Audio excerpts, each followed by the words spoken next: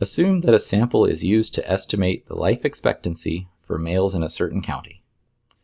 Find the 80% confidence interval for a sample size 54 with a mean of 46.8 years and a standard deviation of 7.1 years. Enter your answer as an open interval, i.e. with parentheses, accurate to 1 decimal place. Okay, so let's dig through and find out all the things that we need to do here. So we are trying to find an 80% confidence interval for it looks like this is a sample mean, because we have a point estimate here in our sample of a mean and a standard deviation. So to create a confidence interval, we take our point estimate plus or minus the margin of error.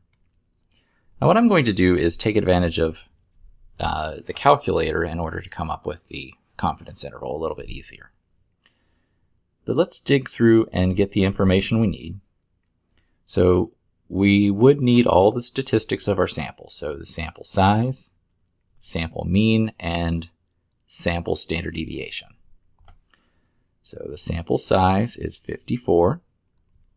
The sample mean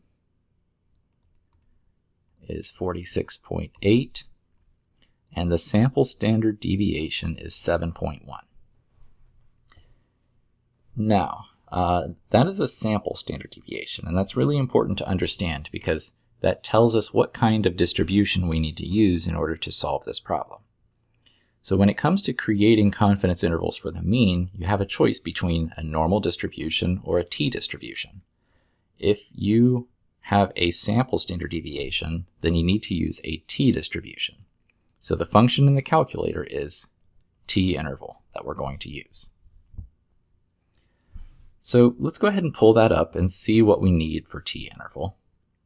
So if I hit the Stat menu, go over to Tests, and just scroll down a bit, I'll find the t-interval function. Don't have any data given, just the statistics of a sample. So I'll leave that checked. And the mean of this sample is 46.8. The standard deviation is 7.1. The sample size is 54. And I'm using an 80% confidence level. And before I hit calculate, I just need to kind of assure myself that this is going to work properly. And the idea is that at no point in this problem was I told that I have a normal distribution of data, or even anything remotely normal. And the t-distribution is very similar to the normal distribution, so those are kind of related to one another. So how can I go about using the normal distribution-ish to solve this? Well, the central limit theorem says that if you have a sample size that is greater than 30, that you can use your sampling distribution will be normal. So we're safe to use normal t-distribution style distributions here.